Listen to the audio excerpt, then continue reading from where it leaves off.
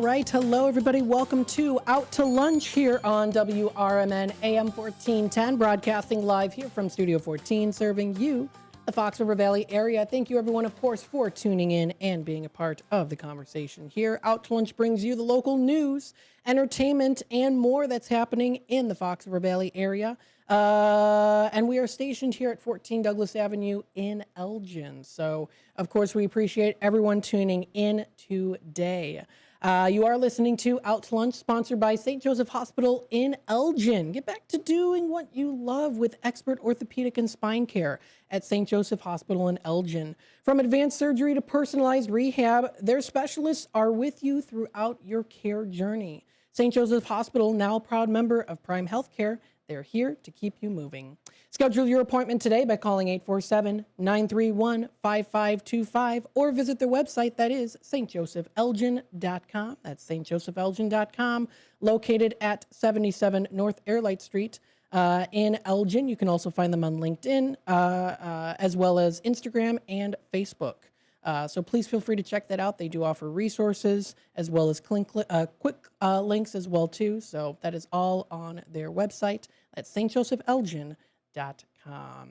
We want to, of course, thank you everyone for tuning in today. And we're especially very thankful for our sponsors today. Again, that is St. Joseph Hospital. And we're very excited to be having this next interview that you're going to be listening to and tuning in to talk about, of course, the wonderful St. Joseph Hospital and all that they do. So we have a very special guest in with us today. Please welcome Karen Denkov, who is the Director of Surgery at St. Joseph in Elgin. Thank you so much for joining us today. Oh, thank you for having me today. Very excited to be here. Absolutely. So again, folks, if you want to tune in, we are on YouTube, youtube.com at WRMN Radio. You can also tune in on the app. You can also find us on our website, or again, also on that AM 1410 dial. So Karen, introduce yourself a little bit here and tell us you are the Director of Surgery. That is correct. So yes, the Director of Surgery, actually perioperative services. So mainly surgery, also cath lab, endoscopy, SPD, and IR. So those were the main ones that I'm a director of and I cover. Very good. So we're going to start off this interview talking a little bit about things that you treat for neck and spine. So what are some of the most common neck and spine conditions that your team treats at St. Joseph Hospital? We know that, of course, a lot of folks out there do have neck and spine complications. And so what do you do to ensure that they get that care that they need? So so we do treat a wide range of spine conditions, including chronic back and neck pain, herniated disc, nerve-related pain, pinched nerves, and spinal stenosis. Okay, very good. And that's a long list of things there, which is Right. It's good. The more the merrier in that sense of having those options there too, and ensuring that you're in very good care there as well. So that's fantastic. Yeah. Tell us a little bit here too. How does your surgical team determine whether a patient's neck or spine issue requires surgical intervention versus maybe non-surgical treatment? Because that can be kind of confusing to some people. Right. So our spine doctors try conservative approach first. So this can include physical therapy and or with steroid injections. And if there's no relief and there are neurologic deficits, meaning weakness, numbness, then a surgical intervention might be discussed with the patient. Now, what are the steroid injections, if you just want to talk a little bit about that? So they could either do this in the office or they can even do this in like a ambulatory surgery. Some are done in hospitals, but it's a quick procedure. So they would come in and it's even done under local, meaning you don't have to have sedation. You're not put to sleep. But, if you want, you can request for a little bit of sedation. So I'll just describe it. So they'll put a little numbing medication. It's going to feel like a little sting bite, a mosquito bite, and then they'll go in and then the provider would go in and then search that area where you need help with to decrease the inflammation and pain, and then they would inject the steroid in that space. Okay, very good. And of course, it's important to talk to your doctor before going through any of those procedures. Of course. So whenever you get any type of intervention, any procedure, you have to have that discussion with your doctor. You need to discuss, we call it risk, benefits, and alternatives before you consent to any type of procedure. Very good. Now, we'll go on to another thing here too. So the most common patient issues, and that's the average patient. So what would you say is the quote average patient coming in for neck or spine issues? Are there certain age groups or activity levels that you see more than others? So our doctors see a wide range of ages and types of people. We see patients who come in with work-related injuries, older people with chronic degenerative spine conditions, people in between. A lot of people who are working, let's say, like in a manufacturing production line, like having repetitive bending up and down, things like that, or lifting a heavy load of things, products.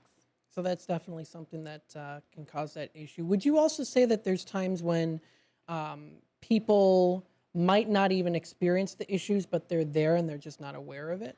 Definitely. So I know that even as a healthcare worker, a lot of people out there, they have it, they'll hurt, but then they'll ignore it, and then if you don't take care of it right away, it'll catch up to you.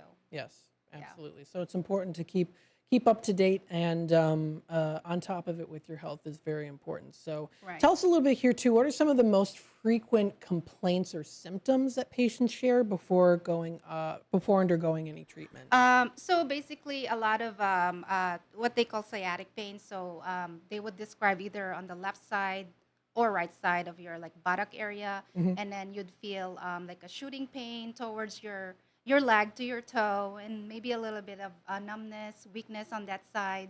And you'll know because when you go to the doctor's office, and then he'll do his assessment. He'll do like the strength test, and then you could really see how weak that one side is, either your left arm or your left leg. Very good. Yeah. So tell us a little bit here too. We often hear about skilled laborers and tradespeople experiencing those back problems. So how does your team approach treating patients like electricians, plumbers, or construction workers? Yeah, so generally we treat them with the goal of getting them back to their job without any difficulty. We guide them with their treatment plan. To that effect, we talk about recovery and restriction that works with them. Some patients can only take a few weeks, so we need to have a plan that they can get back to work, so that they can get that salary to provide for their family.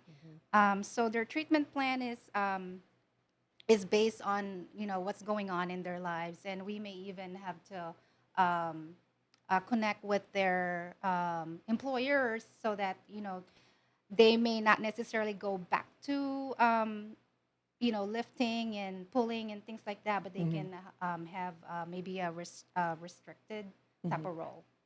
And that'll be different for everyone too. Correct. It'll be different. I mean, some people can go back to work right away. Some people, need extra time to recover. Absolutely.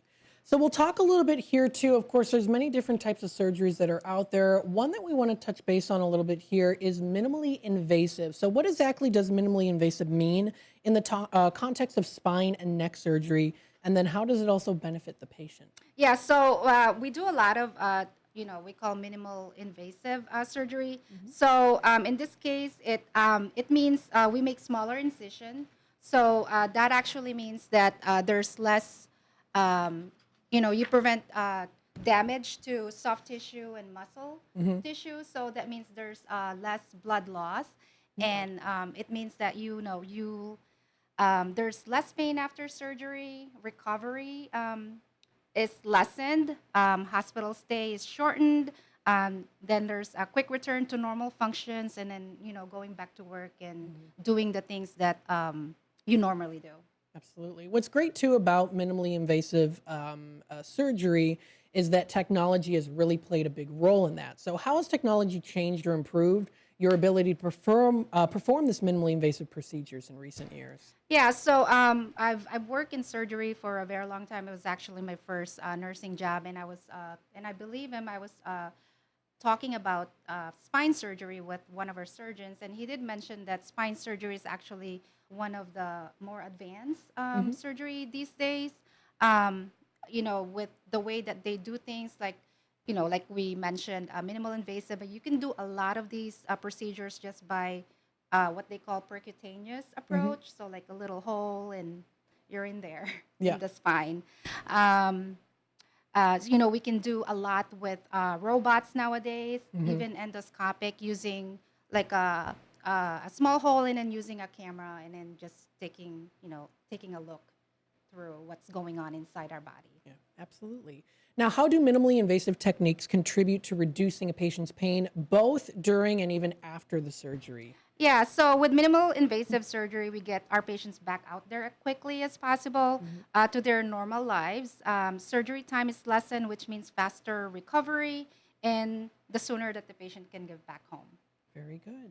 And is there any specific pain management strategies or protocols that your team follows to ensure that smooth recovery process? Yeah, so I love this topic. There is something called ERAS, ERAS. It stands for Enhanced Recovery After Surgery. So with spine surgery, what this means is that as far as pain management, we give a patient a cocktail of medicine. Right now, what we're doing is we include, I'm going to say the words, Celebrex, Lyrica, Decadron, and Depomedrol. Celebrex is, so will help with pain, with nerves, and then the steroid is just, it just makes you feel better. And it's not that you have, well, these are given in pre or during surgery. And we find that the patients do better, they feel better, pain is lessened, and they go home more quickly. That's good. So that's part of our ERAS, pain management, and then they're sent home with a couple of medicine, and they can take it if they want to, and if they don't want to, if their pain is controlled, then they don't have to take it. Okay, very good. Yeah.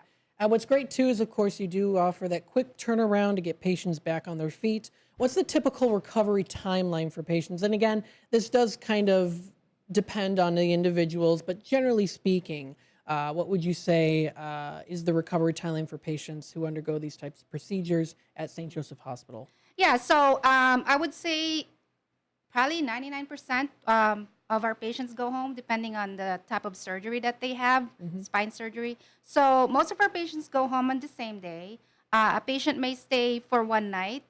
These are planned stay for these patients, especially if they have other comorbidities, meaning they have other medical conditions that we need to watch for, maybe like diabetes or high blood pressure.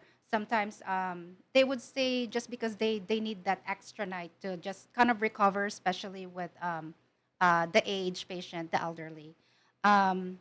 So recovery time varies, maybe even a few days, 2 weeks to about 6 weeks. So yeah. Very good. Moving on here, we also do have, of course, or you have as well, a full team of experts, comprehensive surgical team, and also post-op care, from surgeons to anesthesia providers, nurses, therapists.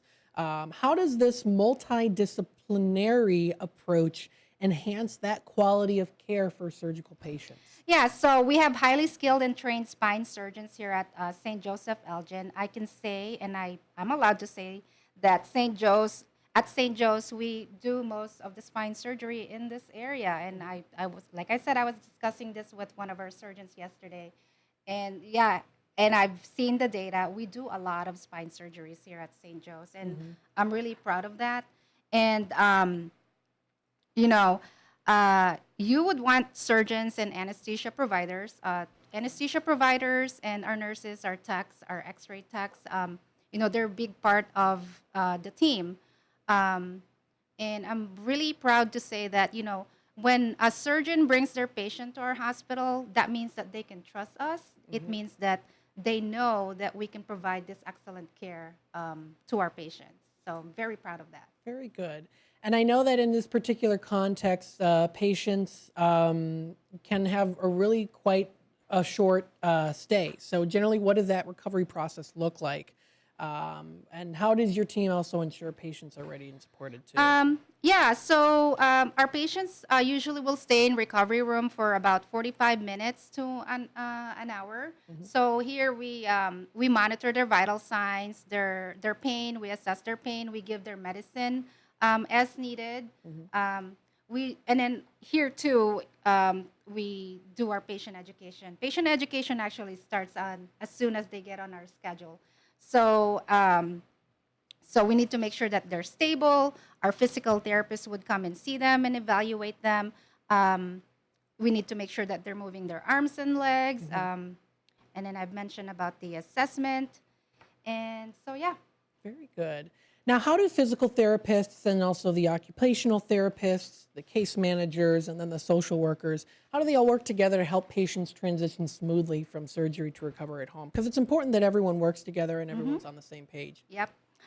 So our physical therapists ensure that they are mobile and are able to walk. They need to get back home, right? So they need to walk, have a normal gait, balance, and the occupational therapist. Well, I can't assume that, but there's a difference between the physical therapist and occupational health therapist. So the occupational health therapist, they need to make sure that you're able to care for yourself. So like you're able to dress yourself, able to cook for yourself, prepare your meal, get in and out of the car. So those patient safety types of things. They also make their assessments. They talk to you and ask you about your home situation. So they need to make sure that you're safe while you're roaming around at home. There should be no loose rugs on the floor, things like that. What's great too, again, folks who are listening in, is the physical therapists, occupational therapists, case managers, social workers, they're all very well trained in what they do. So you're ensured that quality experience and reassurance too. Because I know a lot of times these surgeries, it can be very scary at times. And so, of course, the fact that you do offer such quick turnaround is something that it already speaks for itself too. So. Right. Very good. Yeah. And then finally, here a little bit more, just kind of briefly on some of the financial assistance in charity care. Can you explain a little bit on how St. Joseph Hospital's financial assistance programs work? And then who might also be eligible for charity care or discounted payments? Yeah, so we have financial care counselors who the patients can discuss this with as far as charity care and discounted payments. So we work with our patients to make sure that we're allowing them to have options. So yes, we have our counselors who can help with that. Very good. And folks, you can always find that on their website too. If you go to stjosephelgin.com, that information is on there. And again, that financial assistance you can find at the bottom of the page under resources. So I do highly recommend that you do take a look at that as well too. They do provide the financial assistance program policy and also that application, as well as their number if you have any more questions or if you do need any more information too. Now, for patients who are uninsured or lower income, what steps can they take to apply? I know I already did mention this as well too. Are there any other steps that they can? Yeah, so there's a process. So as soon as the patients are scheduled with us, our insurance verifiers go ahead and check with insurance about eligibility and coverage. And this will be discussed with the patients. Any necessary out-of-pocket payments that needs to be, they need to make some plans, so maybe make some arrangements, some payment plans. Very good. And then how does the hospital ensure that patients are also informed about financial assistance options, especially like during a stressful time, like in surgery or also recovery? Yeah, so they can contact us. Like I said, as soon as the patient is scheduled, we'll have that discussion with our counselors already. Very good. So again, you've been listening to Out to Lunch, WRMN AM 1410, of course, sponsored by St. Joseph Hospital here in Elgin. We want to thank you again, Karen, for coming on the air today and talking with us. Before we head on out, tell us a little bit here too, for people who might be interested, how can people also join your team?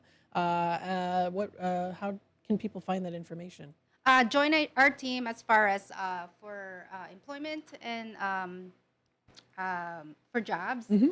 So we do have a walk-in Wednesdays. I believe it's at 10 o'clock, and I need to find out if it's twice a month, but we do have a walk-in Wednesday, and anybody is welcome. Bring your resume, and our HR department, our HR staff will speak with you, and then you can get an interview right off the bat. Also, we have our posting in our website. They can also check that out. Very good. And again, folks, please feel free to check out their website. That is stjosephελgin.com. You can find that. They have a lot of different resources that are out there. If you're watching on YouTube, again, I do post this quite often during the Out to Lunch show, even showing you the website, showing you that financial assistance there. They also do have their services, careers. They even have a link called Pay My Bill as well, too. So if you go to all of that, you'll be able to find that there too. And again, those different phone numbers are out there. What's great too is, of course, you've got a lot of awards and accreditations. So that experience is tailored to folks' needs that are out there, the patients' needs that are out there. So please feel free to check them out. And again, we thank you so much for sponsoring Out to Lunch as well too. It's been such a pleasure working with everyone. So Thank you. of course, thanks so much for tuning in today, everyone. To Out to Lunch as always. And thank you again for coming in today. Thank you. So folks, what we'll do is we'll take a quick time out. We'll be back with more here, Out to Lunch, WRMN AM 1410. Again, sponsored by St. Joseph Elgin at St. Joseph Hospital in Elgin. Check out more information at stjosephελgin.com for more information. So please feel free to check that out. And we'll be back with more in just a little bit here on Out to Lunch into the 12 o'clock hour.